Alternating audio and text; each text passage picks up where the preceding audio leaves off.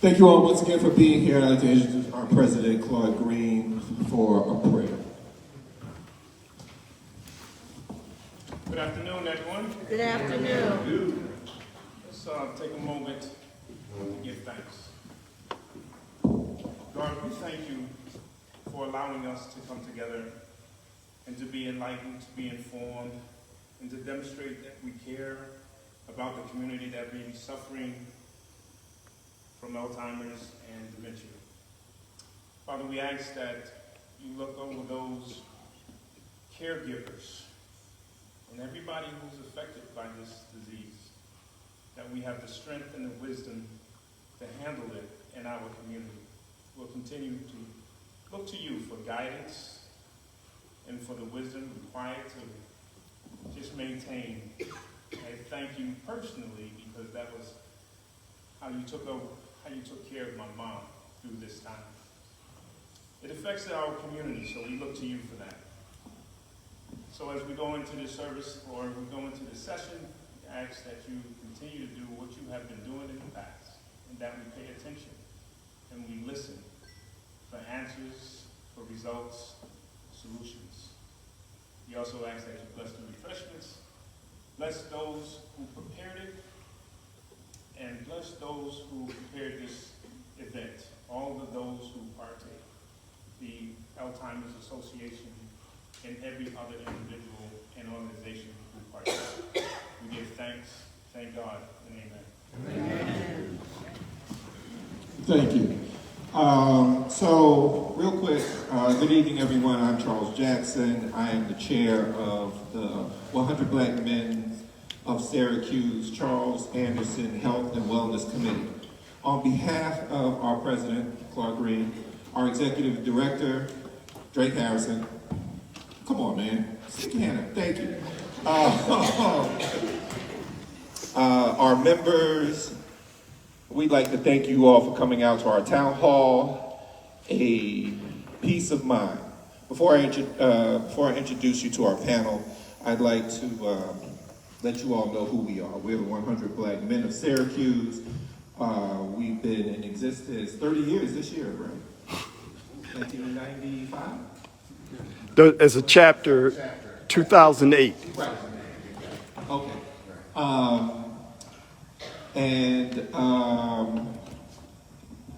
We are a mentoring organization who's guided by two mottos. What they see we are, and our personal chapter motto is mentoring over a lifetime. Now to our town hall. This is our second collaboration with the Alzheimer's Association, and we would like to thank Kevin Cook and his team for all their work. Last time we spoke about generalities about Alzheimer's. This time we want to talk about some updates to research and resources. I also would like to thank the executive director, Mr. Harper, for having us here at the historical Dunbar Center. As most of you know, it's over 100 years old, 100 years of service. And so now to our panel. On my far left, we have Ms. Meg Boyce. Ms. Boyce has graced us from the Alzheimer's Association of Hudson Valley chapter, where they oversee Dutchess counties, Orange County, Putnam County, Rockville County, Sullivan County, Ulster County, and Westchester County. Ms. Boyce started as a program director and is now overseeing programs and services to meet the needs of the community. Megan played a key role in opening the first unit in the country for inmates with Alzheimer's disease or related forms of dementia. She also provides a wide base of trainings for police officers throughout the state of New York. She received her master's degree from Fordham University and has been the director of social work for several long-term care facilities in Dutchess County. So hold on, because now we have Dr. Sharon Brangman. Dr. Brangman graduated right here from Nottingham High School. She went on to SU and Upstate Medical to receive her degrees. Dr. Brangman completed her residency and fellowship in the internal medicine at Montefiore Medical Center in the Bronx. Yay, New York. Dr. Brangman is the director of Geriatric Medical Fellows Program. She started as the section chief of geriatrics at Upstate, and she grew that office into a standalone department and finds time to be a full-time professor. I'm going to run over just a smidgen of some of the things. She is a SUNY Distinguished Service Professor, Associate Director, and then Director of Central New York Alzheimer's Disease Association's, Co-Director of New York's statewide Resource Center for Geriatric Education. She's held several positions in local healthcare facilities. She's attained leadership roles on several national geriatric medical associations and has been recognized locally by multiple local organizations and regional organizations. Dr. Brangman is a researcher and is focused on extending individuals' quality of life, specifically for people of color. And last, my friend, the moderator, Kathy Royal. Ms. Royal, at present time, is the community research liaison for Upstate Medical Center's Department of Geriatrics. Kathy's relationship with the local community is a bridge between the university, the hospital, and the community. Her robust ties to the Syracuse community has provided experience in administrative and research roles at CCA, Women's Opportunity Center, Access CNY, Catholic Charities, and Salvation Army. Her experience with the community, engagement, and outreach work is always invaluable to every position that she holds. Ms. Royal graduated from Fowler. I refuse to call it what they call it now. And I'm not even from here. And she has a bachelor's degree from Keuka College in criminal justice and has a degree in social work. Welcome, our panel. Good evening. Everybody happy? Put a smile on the face. We was blessed to walk in here. And some people can't walk in here. They want to come, but they can't walk in here, right? That's right. All right, so we gonna come because I can get started now. Okay, thank you for having me, 100 Black Men and also Alzheimer's Association. So the title of this is Peace of Mind. Do anybody know what peace of mind means? We trying to get there. Okay, I'm gonna tell you. Peace of mind is a state in which your brain is calm, at ease, and untroubled by worry. Who want that? Who want that? Especially medically, right? Medically, we don't want to have to worry, right? Right. Come on now, y'all gotta talk to me. Okay, and then I want to give you some tips on not tips, but your brain is amazing. How many know that? It's amazing. God does wonders, right? Everybody might not be a Bible believer, but I'm a believer. And He made all things. But He made this brain.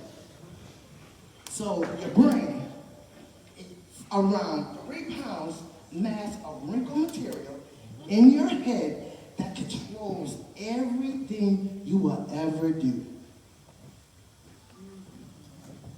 Your brain is faster and more powerful than a supercomputer. Your brain generates enough electricity to power what? A light bulb. When you learn something new, you change the structure of your brain. And last but not least, exercise helps you be smarter. Right? Everybody got that? Yeah. All right. So now we're finna go into our panel. And I'm gonna start with Meg. Meg, here's a question. What is the difference between Alzheimer's and dementia? Can everybody hear me? Yeah. Am I loud enough? Yeah. Great question, Kathy. Thank you. So dementia is not a diagnosis, and I'm actually going to be talking about this later when I go through my presentation. So dementia really is a word for a set of symptoms that causes somebody's inability to get through their day-to-day activities. So Alzheimer's is only one type of dementia. So dementia really is this umbrella term, and underneath that, there are several forms of dementia. Alzheimer's disease is the most prevalent. It's roughly 60 to 80% of all forms of dementia. So that's why sometimes those two terms get intermingled. But there are other forms, such as Lewy body, frontal temporal, vascular dementia, which is the next most prevalent after Alzheimer's. And so that's why it's so important to get to your doctor early. That early detection and diagnosis is really key to really find out what it is that you're dealing with, because every form of dementia is very different, and the interventions are very different. Thank you. Again, Meg, what are the early signs? So the Alzheimer's Association has, and I'm sure it's on the table back there, we have what we call the 10 warning signs. So things such as forgetting important information, so there's changes with short-term memory.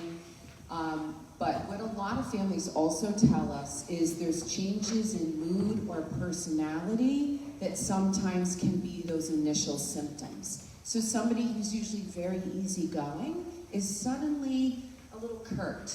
And it's because they know that their memory is changing and they don't want to be caught off guard. So things like getting lost while driving, putting things in places that are not normal.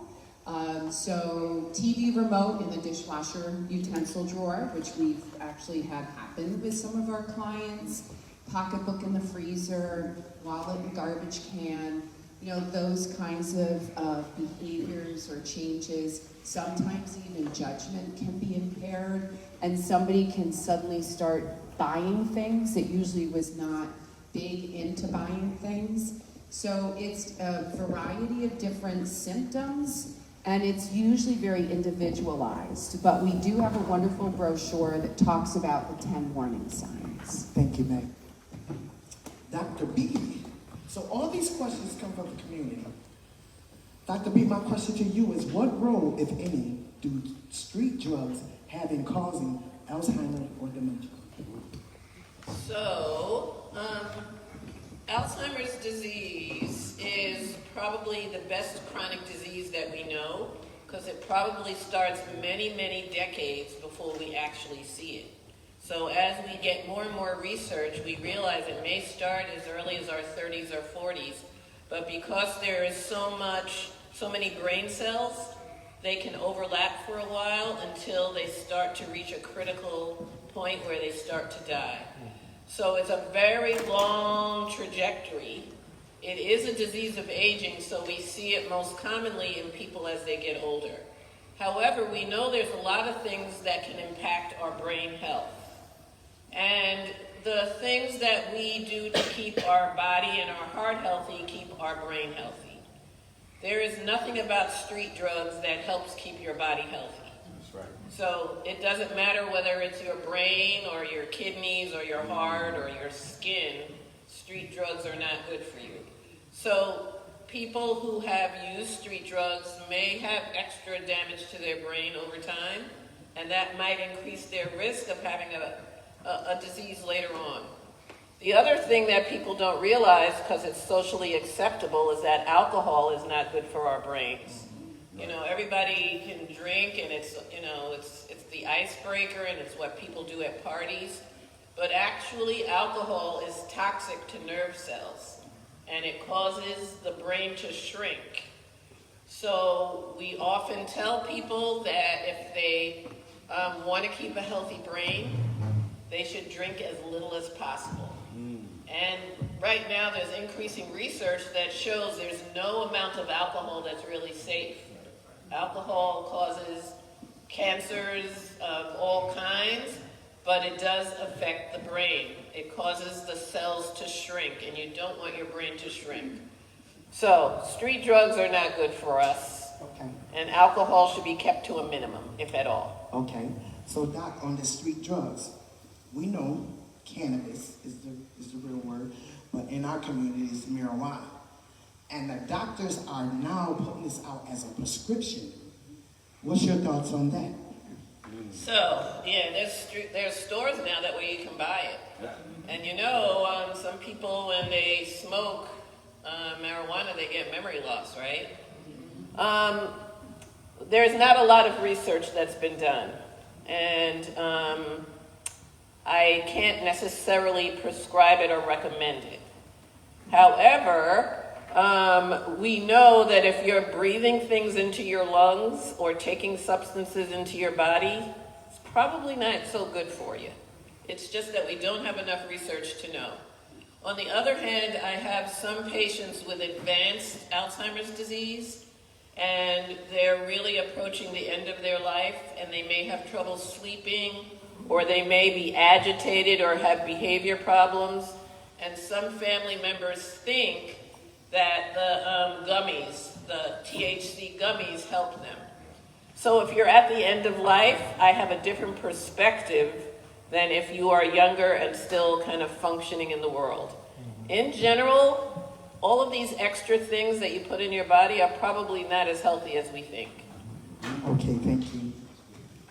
Meg, the question is memory loss a part of aging? It is not. So there is such a thing as age-associated memory loss. Just like our vision and our hearing changes, our brains change as well. But somebody who has age-associated memory loss can still live an independent life. So they aren't struggling to get through day-to-day activities. Whereas somebody with a form of dementia, it gets very difficult for them to complete very simple tasks, even brushing their teeth or knowing how to make a meal. So if it's dementia, that is not a normal part of aging. And I strongly encourage anybody who goes to their doctor concerned about their memory and the doctor says it's normal, get a second opinion. Yes, So thank if you. I could just expand on that a little bit, because we are learning more and more about what happens to our brains as we get older. And there's a process called slow retrieval. That means it takes a little bit longer to get that name out. You could be at a party and you see somebody and they're coming to you and you recognize their face and you remember where you knew them from, but you can't quite get their name. And your brain starts going through and you can remember it begins with an M, and then you're driving home and you remember their name, right? If you have that, that doesn't necessarily mean you have Alzheimer's disease. If you misplace your phone, and we all do that, you know, how many times do you call your phone to find it or something like that? All right. If you can retrace your steps and find your phone, you're probably okay. What happens is that we live in a society where we are overloaded with information. We are multitasking. That's right. We are usually thinking of a million things at the same time. We get news, breaking news, there's stress on the news, there's so many things occupying our time and our brain that when you're doing something, you may not be focusing on that task. And our brains were made to do one thing at a time, but when you're doing multiple things at the same time, it's not sinking in, you're not laying down that memory. But if you can retrace your steps and find that phone, then you probably just need a system to put it somewhere where you can find it. But if you find that phone and it's in the freezer or in the garbage can or somewhere it shouldn't be, then I might be a little bit more confused. So slow retrieval, it's like our brains are a big computer, and as you get older, there's more and more information in there. It takes longer to get through the files. If you're otherwise okay, then that's okay. The majority of us, that's as far as we go. However, there are some people where that's the first sign, and then slowly over time it gets worse and worse. So if you ever have any question, you should come and get it checked out. Because it's not normal to forget things. It's not a normal part of aging. We call it senior moments. You've heard that? It doesn't mean that's normal. Okay, thank you, Dr. E. Again, this question is for you as well. What can we do to prevent dementia and Alzheimer's, or Alzheimer's, because dementia is the umbrella? Right. What can we do to prevent Alzheimer's? So prevention is not really possible. We can do things to reduce our risk, but there's nothing that's 100% guaranteed to keep us from getting Alzheimer's disease or any of the dementias right now. So there are things you can do to help maintain your health and your brain health. So it could be as simple as making sure you don't get a concussion. Wear a helmet. I never signed a permission slip for my son to play football. When he was younger, he couldn't forgive me for that. Now he's very happy. But we do know that multiple concussions increase your risk for dementia. I was talking to someone earlier.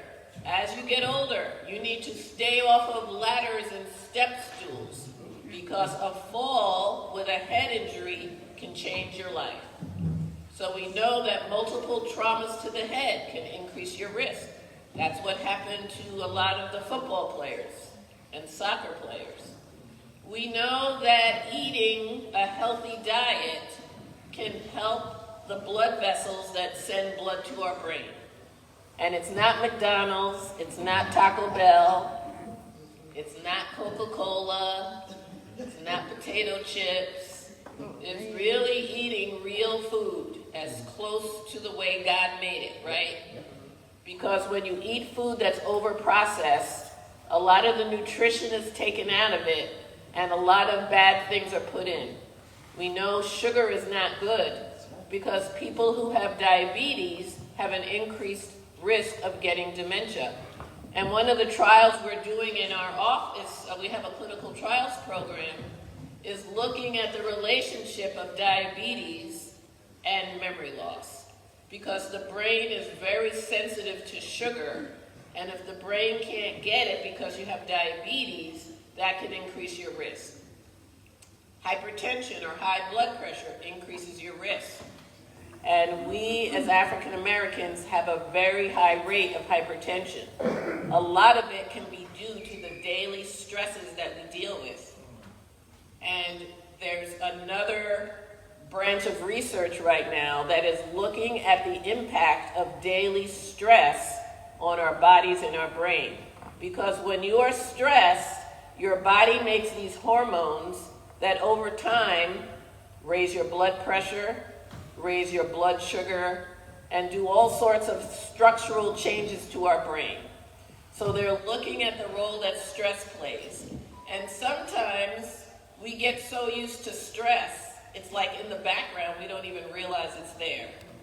So there's like a chronic quiet stress that's in the background, and then you'll get short spurts of stress when something immediately happens. So prevention or reducing your risk is really the way we should talk. If you have high blood pressure, take medications, get it down.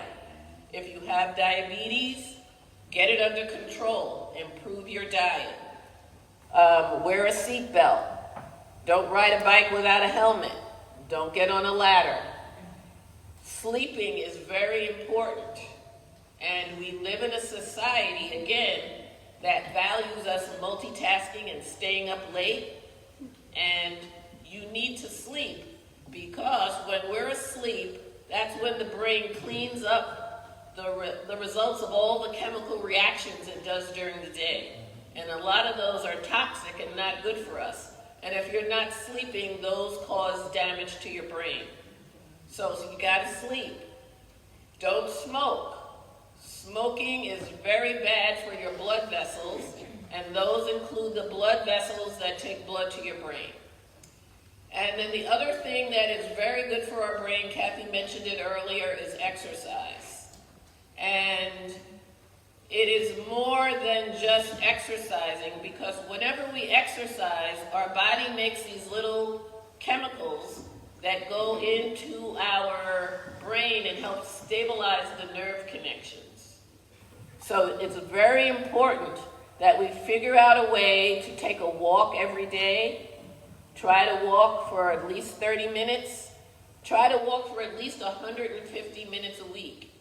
And just like you comb your hair and brush your teeth, you should take a walk. It lowers your stress, it lowers your blood pressure, it helps you manage your blood sugar, and your body makes these little nerve growth factors that stabilize your brain. It also increases blood circulation through your body and to your brain. And if you can add some weights to that, that's an extra golden. So there are things that we can do. And I read an article recently that said a majority of what happens to us is because of our lifestyle. And that if we change some of those things in our lifestyle, we can reduce our risk of all sorts of diseases, from Alzheimer's to cancer. So, next time you're going to ride up to the takeout window of McDonald's, you should keep going. There is nothing good there, I'm telling you.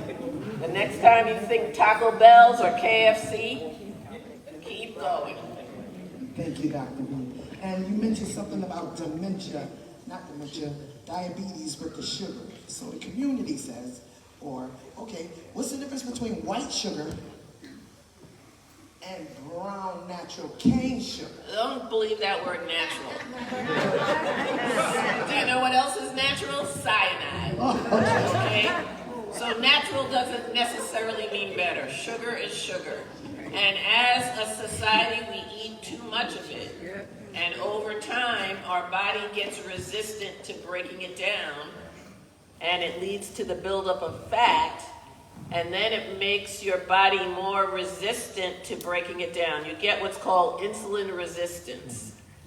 And it's not good for your brain, it's not good for your heart or your kidneys. So I don't care if it's brown or white or high fructose corn syrup, if that's the second ingredient in any juices you're drinking, if it says water, and then if it says high fructose corn syrup, you need to leave it alone. Because that is actually a type of poison that over time breaks our bodies down. Now what happens is it becomes a habit because our taste buds get used to it. So then you think, oh, I have a taste for something sweet. I have to have something sweet. That's a habit. And do you know, if you took a break from sugar for a couple of weeks, your taste buds would down-regulate, which means they wouldn't be craving that sugar so much anymore. The same thing with salt. Salt is something that we get accustomed to from the time we're a little baby. It is in everything.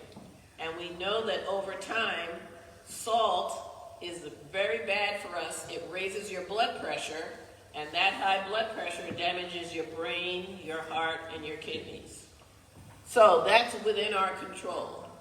And don't try taking that substitute salt, because that's just another bad thing. You just have to reduce it. And if you give yourself a couple of weeks, your cravings will decrease. And then if you eat something, it'll taste super salty or super sweet. So I don't care if it's brown or white or whatever form it comes in, it's an equal opportunity poison. Thank you, Dr. B. I know that's right. So, Meg, what kind of services do the Alzheimer's Association offers families? We have a wide range of services in order to support all of our communities. I think the one that most people utilize first is our 24-hour helpline, which is 1-800-272-3900, and it's on all of the brochures that are in the back, and then we also have goodies with that 800 number. And the reason we did this was because we know that caregiving is not Monday through Friday, 9 to 5. And caregivers need us the most at 2 o'clock in the morning when their loved one is getting up and getting dressed and wanting to go to work. And they've tried everything in their toolbox and nothing is helping.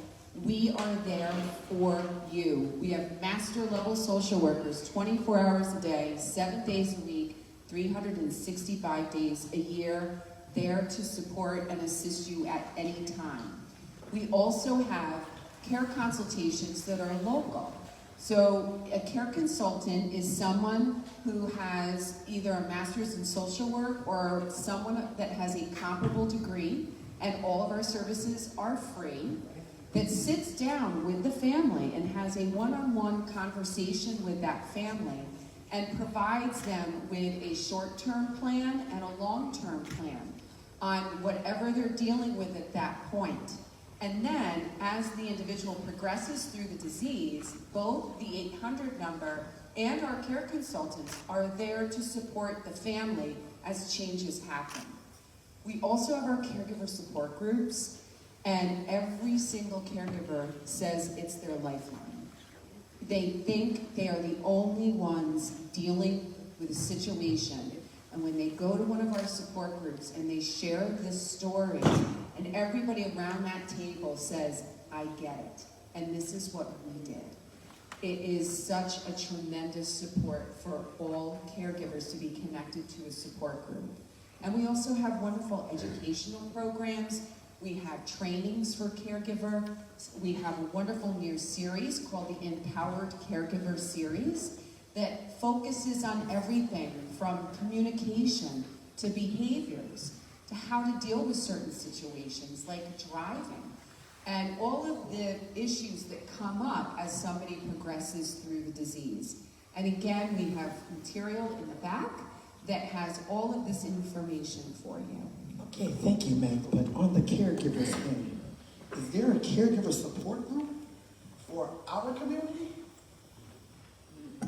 Yes, there is. Yes, there is. Kevin, do you want to share? Sure. We do have a caregiver support group for African American community. We're currently looking for a facilitator. So if anybody is interested in possibly facilitating the support group, come speak to one of us and we can help you out. But it does need to be right away. And of course, we'll give you a lot more information on that and stop that. Yes, because everybody can't relate to us. So that's why I'm asking, and they're looking for a caregiver support group. Okay, thank you, Meg. Dr. B, what does the evaluation process look like for Alzheimer's? All right, so when somebody comes to our office and they say they have a memory problem, we take it seriously. And as Meg said earlier, somebody says to you, oh, what do you expect at your age? Or everybody forgets something. You need to find someone else, because a lot of times it isn't anything, and not every memory problem is dementia. There are some people who have drug interactions, you know, all those medications they advertise on TV, and people take without a prescription. They think they're safe, but they can jumble up your brain. So when we have somebody come to our office, we usually recommend that they come with someone, whether it is their spouse or partner or an adult child, somebody who knows them very well. Because sometimes it takes information from someone else to help fill in the gaps. Sometimes people with a memory problem may not realize all the things that are going on, and so we need somebody else to help fill in the gap. And so we have two people, and in our office we separate them so that the person who's coming in can feel comfortable talking. And because one of the things that happens as we get older is that people tend to ignore us. And so they stop talking to us and they talk to someone else. One of my patients told me, Dr. Brangman, it was downhill after 90. I would walk in a store and they would ignore me, they'd take care of everybody else. So we want to make sure we hear from the patients separately from whoever comes in with them. So we get a history, we find out how long it's been going on, and we find out if it's affecting their day-to-day functioning and if they have any behavior problems. Because Alzheimer's disease is associated with three things. It's not just memory loss, it's change in function, your ability to get through the day, and it's also behavior problems. It could be something as simple as depression. Somebody's no longer interested in activities they used to enjoy, or somebody is very argumentative, or somebody who was argumentative is now very passive and friendly. I once had a nun who was cursing and saying words that you wouldn't believe. Nobody could understand where she learned those words. So here's somebody who used to have, maybe these words were in her head, but she knew socially not to say them. So if you start to see somebody who's not acting appropriately in public, that could be a behavior change. So we listen to that.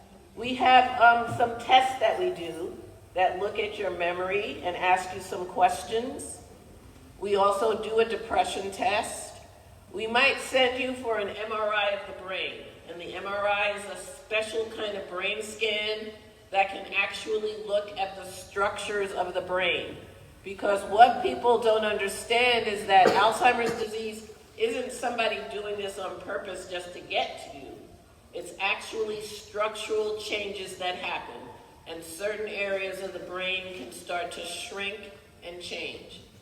So we get a history, we do a memory test, we get a brain scan, and we also do some blood work because we want to make sure that other parts of your body are healthy. So a thyroid, you've heard of the thyroid gland, right? It makes a special hormone that's very important. We want to make sure it's not overactive or underactive because that can affect your memory. We check certain vitamin levels because that can also affect your memory, especially B vitamins. We want to make sure you're not anemic. So there's a list of labs that we get, and then we usually have you come back and we review everything, and then we talk about it. You might see commercials on TV, and I won't mention any names, for these pills that help your brain, and my handy pharmacist told me to take it, and you know, you're walking on the beach and life is great, and you're taking this pill, and suddenly you can remember everything. Well, I don't know how many people come in with that little bottle, which isn't cheap, and then ask me, does this work, Dr. Brangman? And I'm like, it is a waste of money. I wish I had invented it, I would retire. So many people are looking for a supplement, a magic pill. It is not out there, so save your money. Sometimes they're harmful. And how many people go into the general nutrition center with a little pimply-faced high school kid who doesn't even know medicine telling you what to take? You're going to go listen to that kid and tell you, take that pill in aisle 9 for your memory? That makes no sense. So don't fall for any of those gimmicks. Come and get a full evaluation. And in Syracuse, you're very lucky because we have the Center of Excellence for Alzheimer's disease. And we serve a 14-county area. It goes up to Watertown, it goes down to Binghamton, it goes into the Adirondacks. We are the only center in the region that does comprehensive evaluation of your memory. And not everybody has dementia, so you should not be afraid to come in. It could be other things. And if I can just add one more thing, sooner rather than later, because we can help you, reassure you if you don't have anything going on.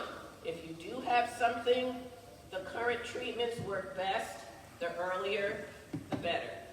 And that's also when you can get your family involved and you can participate and help make decisions so everybody knows what you want. So don't put it off. I know it's very scary.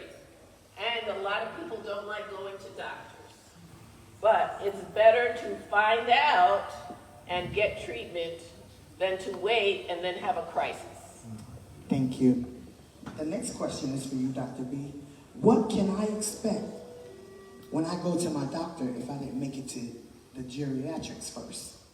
So you want to, again, if your doctor tells you, oh, don't worry, everybody forgets, then you need to get another doctor. You need another opinion. But you want your doctor to take you seriously and do the workup I just mentioned. You should have a memory test, you should have labs done, and maybe even a brain scan. And so that gives a complete picture as to what's going on. Can I just quickly add something? This happens a lot with individuals with younger onset. So there are individuals in their 30s and 40s and 50s that have Alzheimer's. And a very dear friend of mine experienced memory issues at 48. And she went to her doctor told her it was menopause. And she kept saying, I don't think this is menopause. She was not diagnosed until 51. And she was so angry. So sometimes doctors will look at you and say, oh, it can't be Alzheimer's, you're too young. That's really when you need to find those specialists. You need to go to the CAD because they're going to listen and they're going to do all the proper testing. And if you do have a memory loss concern and you're in your 50s, we can see you. Okay, let me get back. Dr. B, the community hears this thing, clinical trials. Could you tell us why it's important that we, African American, seniors are diverse, should get involved into clinical trials? So, clinical trials and the word research sounds very scary, and you know there's been a bad history about that in our communities, right? I was at an international meeting several years ago where we were learning information about the new drugs that are used to treat Alzheimer's disease. They're now available. And this trial was an international trial, which means it covered all the countries in the world. There were 19 black people in that trial. 19 from the entire world. There was one group of Asians, and it just came from Japan. There were very few Latinos. There were no Native Americans. The majority of people in that trial were white. Most of them were men, although they did have some women. Now, there's nothing genetically wrong with us that makes us get Alzheimer's disease. However, we need to be in these trials because some of the other things that we experience could change the way these drugs respond in our bodies. But if we're not in the trials, we don't know. So when I have a black patient who comes to me and wants to know about these trials, I will tell them, you know, you're one of very few, and you have to feel comfortable taking a drug that we may not know enough about in people like you.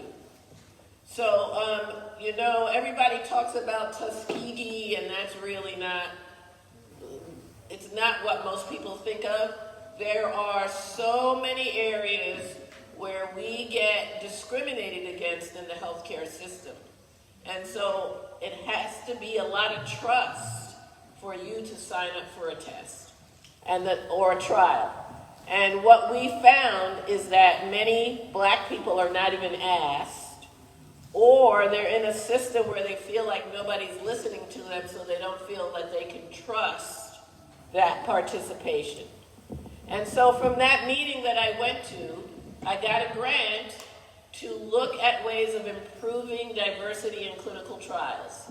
And that led me to hiring Kathy and working with people so that we can build those community relationships so that you can start to hear information that you can trust and participate in.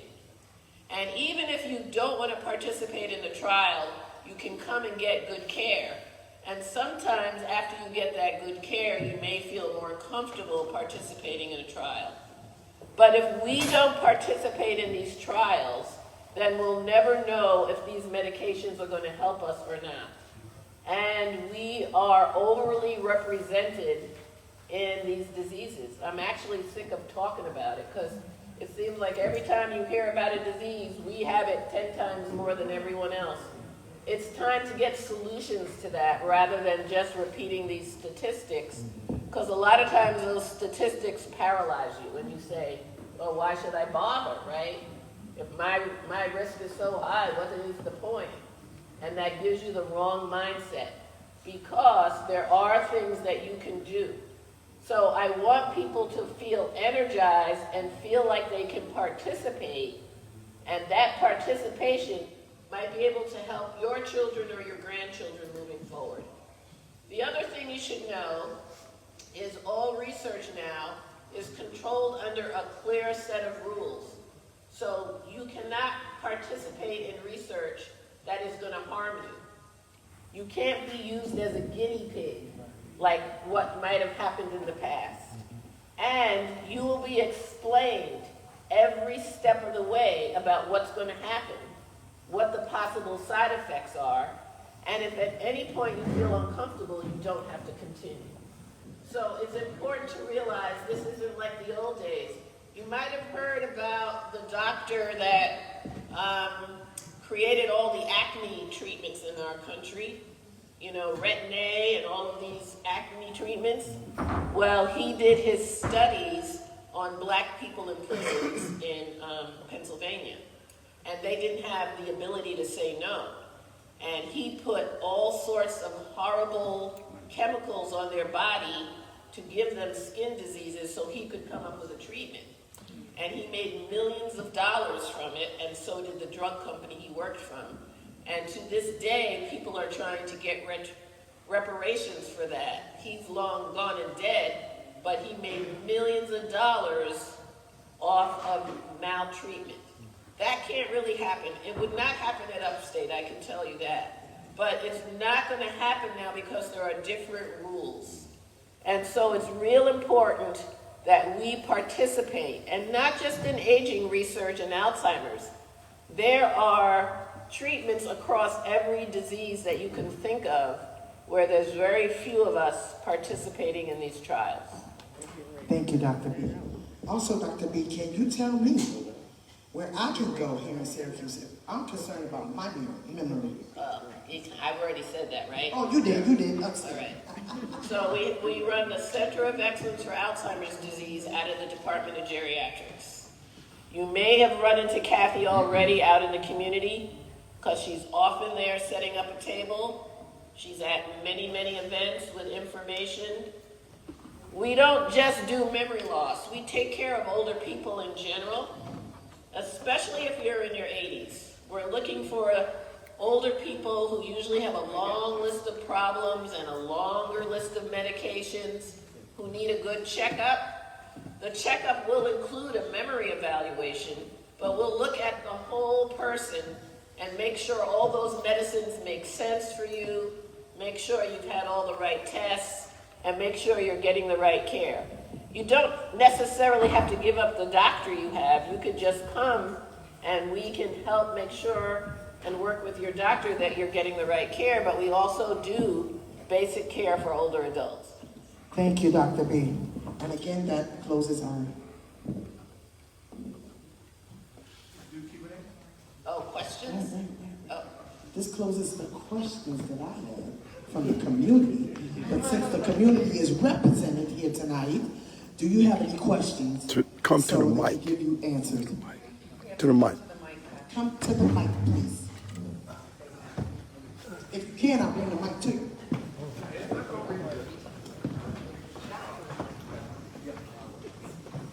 My name is Herbert Dunbar. I'm 78. I was just diagnosed. I'm a candidate for bypass surgery for shortly. You mentioned you mentioned vascular dementia. Can somebody explain it to me and what I can do to make sure I don't get to that point? So all of the blood vessels in our body are connected. The ones that lead to our heart, our kidneys, and our brain. And when those get full of cholesterol plaques and get stiff, and don't get the right blood flow to the brain, that can cause a type of dementia. So if you have heart disease, you do have an increased risk.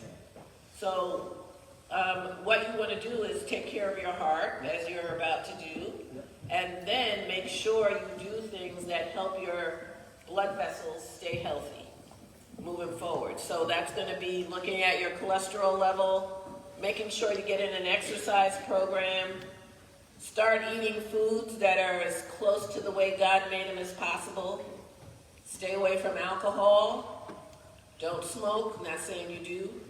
If you have high blood pressure, keep it under control, ditto for diabetes. And a lot of people can stabilize it because heart disease and vascular disease is a chronic illness. But with the right treatments, you can stabilize it. In other words, you can keep it from getting worse.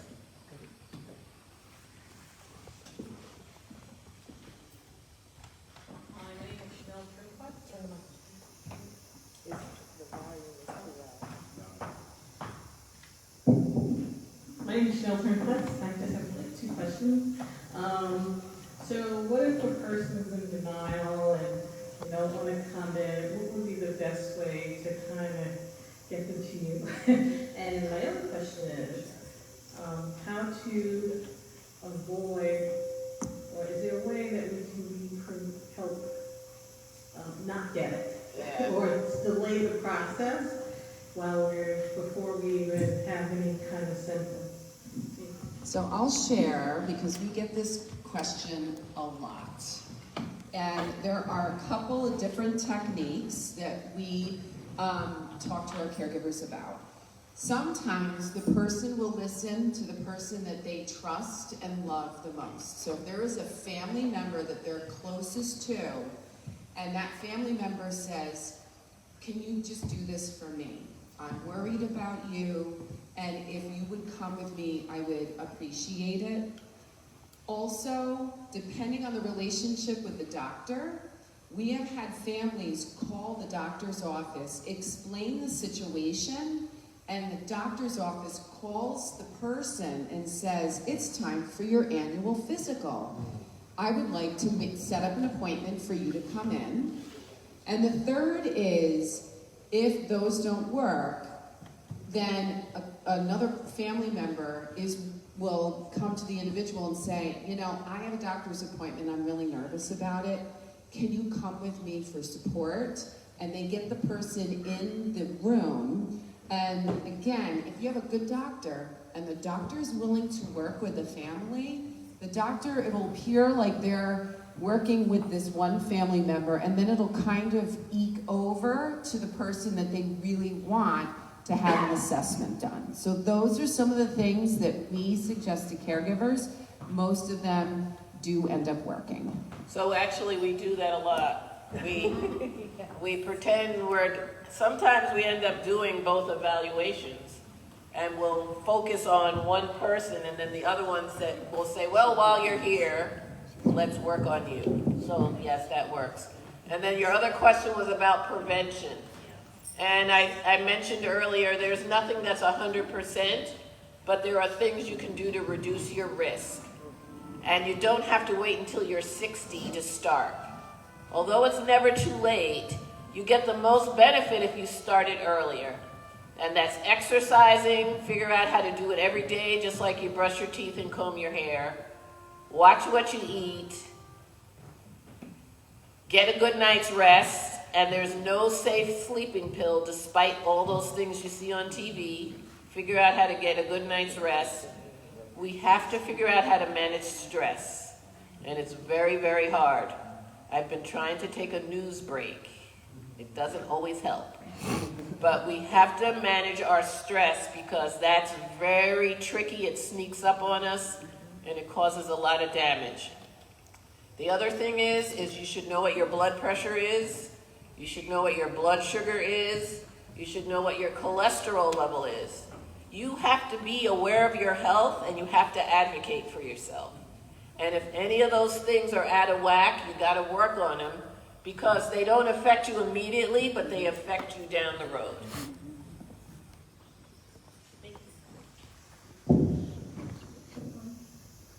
Hi everyone, my name is Sharon Brangman. One of the reasons why I came tonight was because I was wondering, is our water quality contribute to, I hear things about plaque in the brain. I know some people want to take the fluoride out of the water. And I hear these things and I'm just wondering, does our water quality, and also, of course, lead, everybody knows lead's not good food. I wanted to learn if there's information about that. So we do have a recent research study that showed that air pollution can increase your risk. And many African Americans experience environmental racism, meaning they live near factories and plants and railroad tracks where the air isn't good. And yes, you have to have healthy water. You know, you probably heard about those microplastics that are in our water now. I kind of thought of it when I was drinking out of that water bottle. I gotta say, but you know, I've been doing it for years.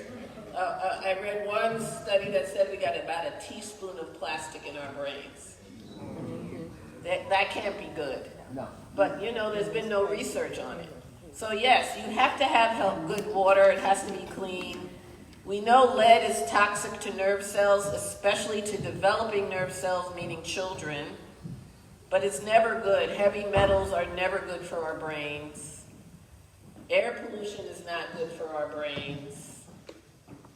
I don't know what else to say, but those are not immediately in our control. Fluoride has not been tested, and I don't know enough about it to say, and right now, with the person leading our health system,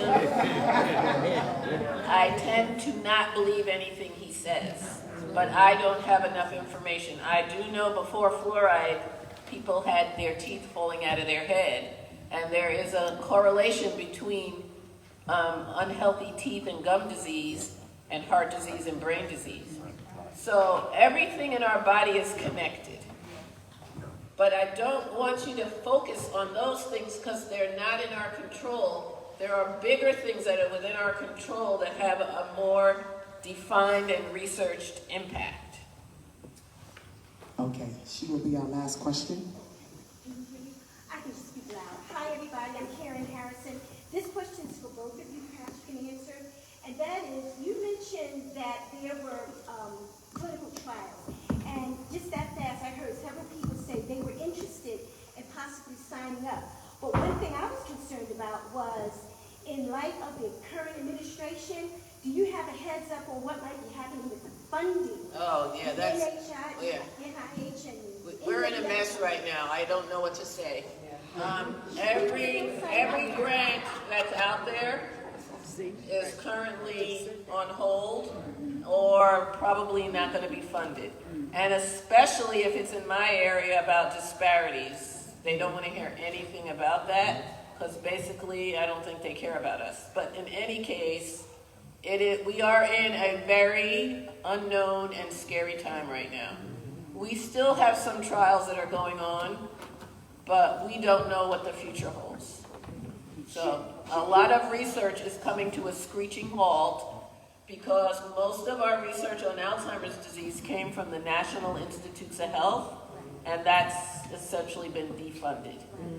So people in this audience right here should move forward in trying to sign up, at least to put their name on the list? Or? So right now, I would say talk with Kathy, get information. I wish I knew the exact answer. We do have some trials that we're doing right now that so far remain funded. And if you're eligible, you can certainly participate. We are always looking for other trials, and we just had a meeting the other day. So far, those look like they will be funded. So there are trials that are funded by the drug companies that may continue for the short term. The thing is that most of the drugs that the drug companies work on start with research that began at the National Institute of Health. So when that gets stopped, it's going to have a ripple effect for cancer, for diabetes, for Alzheimer's.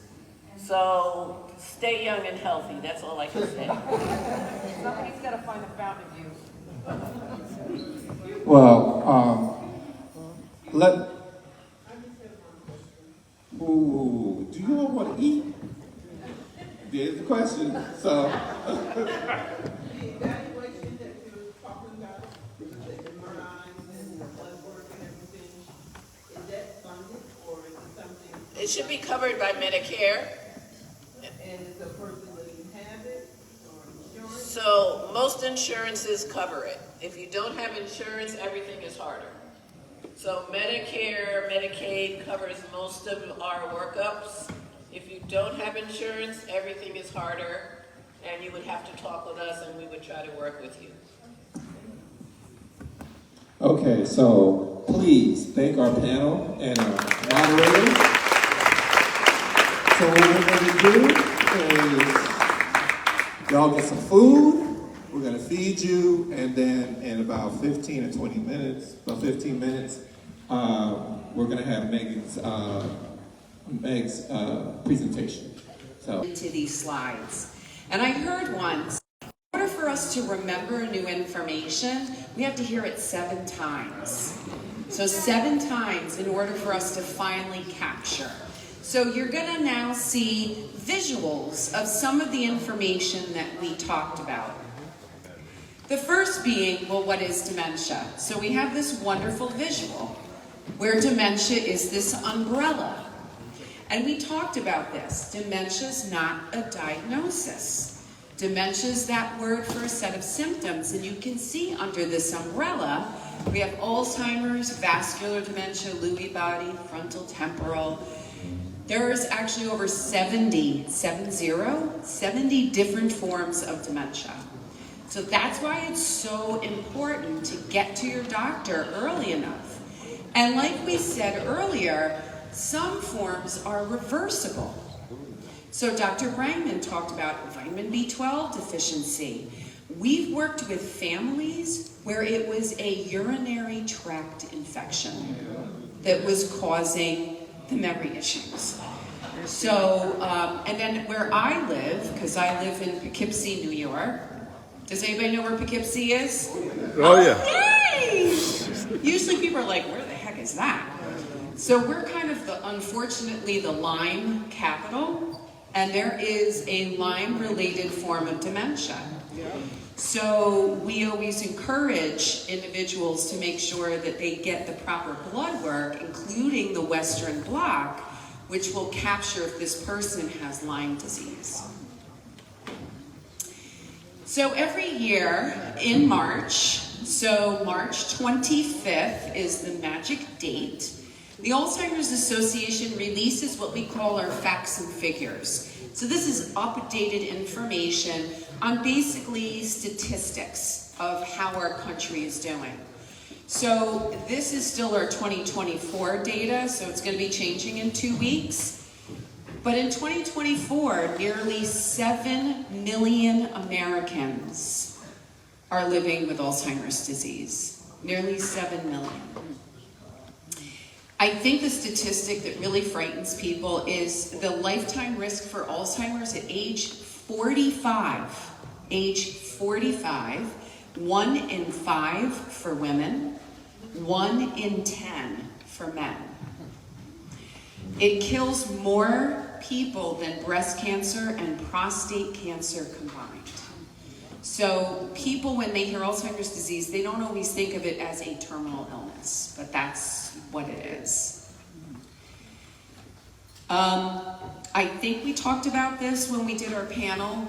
Black African Americans are twice as likely to develop Alzheimer's, and Hispanic Latinos are 1.5 times more likely.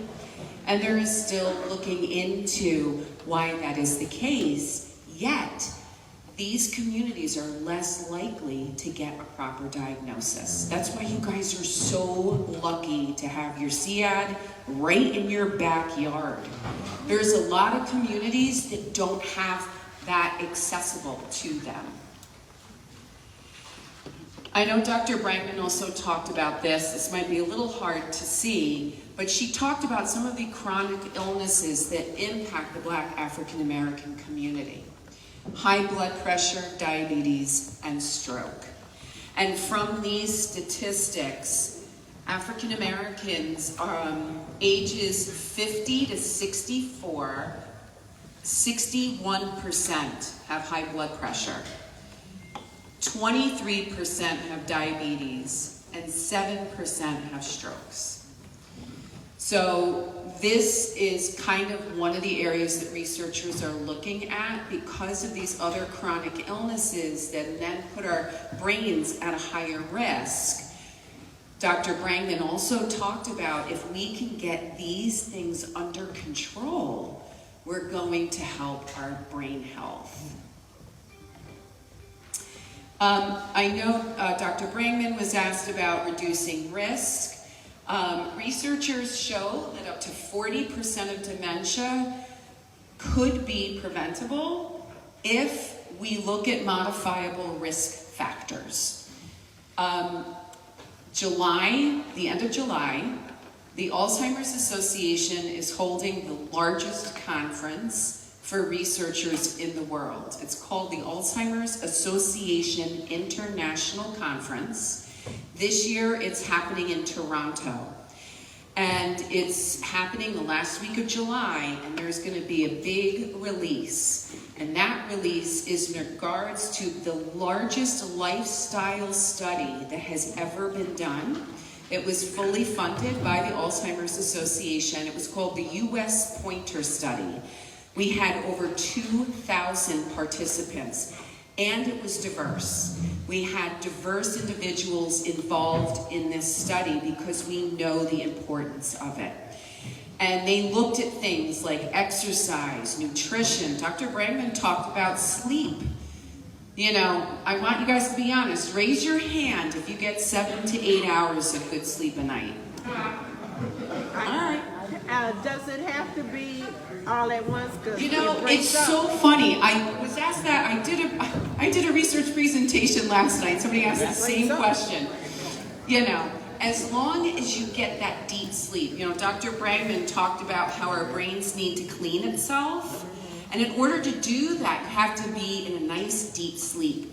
I always say we have little tiny cleaning people in our brains. And when we go to sleep and we're asleep enough, the little cleaning people come out and they clean our brain of all the ick and the gunk that built up during the day. Sleep, smoking, education, social connections. We saw this dramatic change during COVID. There were a lot of people that were so isolated during COVID. There were increased diagnoses of dementia because people were not interacting with others. So it's so important to remain social, to remain connected to friends and to family. Dr. Brangman also talked about the air pollution. And I'm going to just share one quick study that was introduced at the last Alzheimer's Association International Conference about wildfire smoke. Now, luckily we're okay for the most part, unless Canada catches on fire again. But there was a study done with 12,000 patients of Kaiser Permanente in California. And what they found is individuals that are impacted by wildfire smoke are at increased risk for developing dementia. Our nose and our brains are really closely connected. So anything we're breathing in is going to impact our brains. And the smoke and wildfire smoke, you know, houses are burning, cars are burning, things that are made out of plastic are burning, everything is burning. And all of this particulate matter is in the air that people are breathing. So that's what we mean by the air pollution. And then Dr. Brangman also talked about stress. Stress also causing those major issues. So when we look at dementia and the racial disparities, it's very interesting that 65% of Black African Americans say they know somebody with Alzheimer's or dementia, but only 35% are concerned about themselves. Also, it's very interesting, though, to point out that in the Black African American community, caregiving happens in the home more than other cultures. So 54% of Black African Americans provide 40 plus hours of care, and whites 38.6%. And so you have to think about the caregiver stress of your community and how can you support your community. Advancing health equity, this is talking about what we talked about earlier about clinical trials and where we are. So there is legislation. There's an act called the Equity in Neuroscience and Alzheimer's Clinical Trials Act. And that was to increase education and outreach to underserved and underrepresented communities. That's why we're so happy to have Kathy here, because Kathy's part of that. And so you're very lucky that this grant happened here and that you're getting the support and guidance that you need. Think about those other communities that don't have a Kathy, that don't have a Dr. Brangman. There's a lot of communities across this country that are really struggling. And what we found out is even though 12% of the US population is Black African American, only 5% have participated in clinical trials. And for Hispanics, it's even worse. 19% of the US population is Hispanic, but only 1% has participated in clinical trials. So we're working very hard to change that. And here with Kathy's support and assistance, that's able to happen right here. So information gained from clinical trials, really we need to make sure are applied to all people. And Dr. Brangman talked about how we need to make sure that the treatments that we have now available are safe for everyone. And she talked about the small percentage of individuals that participated in one of the trials for one of the newer treatments. And there's always questions about, is it safe? What about the dose? Is it effective? Am I getting the real medication or am I getting the placebo? There's a lot of questions about that. The last thing I just want to talk about is clinical trials. We have a wonderful service called Trial Match. I call Trial Match the dating site for people interested in clinical trials. There's the QR code there, but you can also just go to alz.org/trialmatch, and you answer several questions, and then all of the trials that you are eligible for will pop up on the screen. You can choose not to apply to any of them, or you can take a look. And I think what's important is there are a lot of really cool trials right now looking at lifestyle factors. So it's not even medication-based. I am right now in a clinical trial based out of Stanford University called Fiber and Cognition.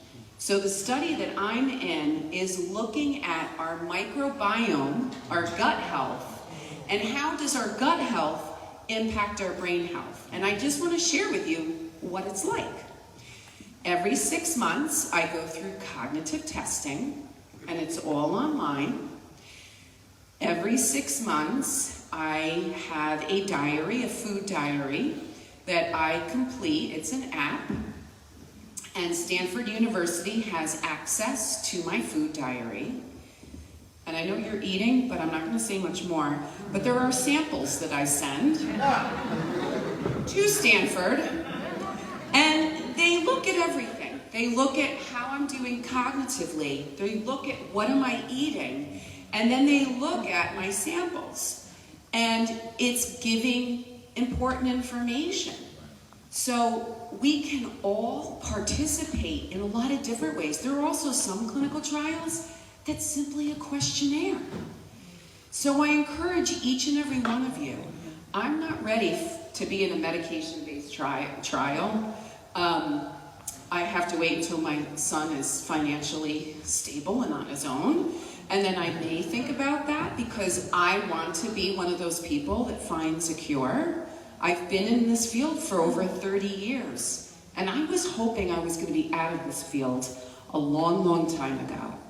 And like what Mark said, we want to get ourselves out of a job. And the only way we can do that is utilizing all of the wonderful clinical trials. Now, yes, Dr. Brangman did talk about the concern of funding. And I appreciate that you brought that question up because it's a concern we all have. What I can tell you from the Alzheimer's Association's perspective, all of our top people are meeting on a daily basis.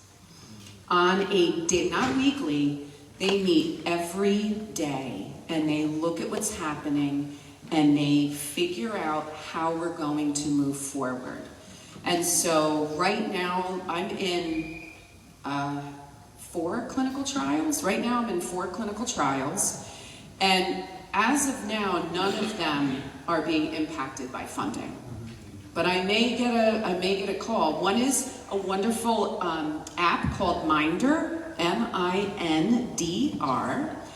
And it takes the lifestyle factors that we talked about, and it kind of forces me to remember them. So every morning I get an email from Mindr that says, "Good morning, Meg, time for your activities." And I have social activities, I have physical activities, I have brain games. If anybody's interested, I think it's Brain HQ. I have to look it up. It's free. The games are out of this world. They're so much fun. I do those. I have to exercise every day. It gives me recipes that fall within a healthy diet. And it really just keeps track of everything. So there are a lot of really fun trials that aren't medication-based, that we need more participation from diverse communities, so that when we get to the end, we know that yes, this was extremely helpful and it is going to benefit all. So thank you so much for listening. Does anybody have any questions? Yes? Some of the trials you mentioned seem interesting. How would we be able to connect with those trials that are not medication-based but lifestyle-based? They're all on Trial Match.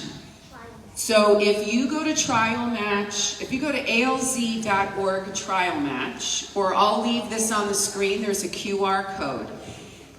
You put in, I think there's 8 or 9 questions that you answer. From your questions, all the studies, I mean there were like hundreds of studies that came up.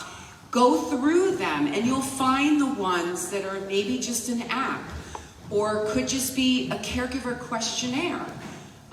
There's a lot going on right now with trying to reach diverse communities with just a survey. And every little bit helps. It does not have to be medication-based. Okay? Well, thanks so much, guys, for joining us this evening. I'm going to hand it back over to Charles. Kevin?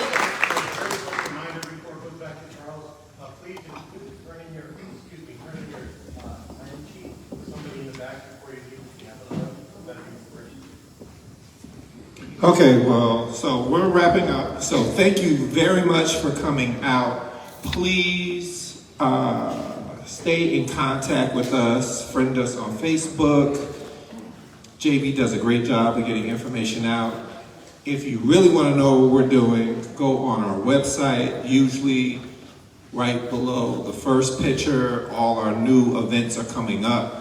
Look out for the Winston Gaston Walk that's coming up. We're also looking at doing some financial stuff relative to living wills, things like that. So we're gonna have a bunch of things that are coming up in the next 6 months or so. So thank you very much. Oh, wait, oh, yes, Kathy. Come. Is there any caregivers in the house? Because I have a study, caregiver study. And it's from Dr. Vera Pets, and she's from Emory. And she does African American studies. So I have one, I'm carrying one of her studies. If you're interested, come by and see me. Oh, and by the way, if you all don't know Kathy, you need to get to know Kathy. She's everywhere, running everywhere, doing things, and she's connected as well with a lot of resources. So thank you very much. Oh, and there's more food, so if you want to take some with you, please do. All right, thank you. Have a good night.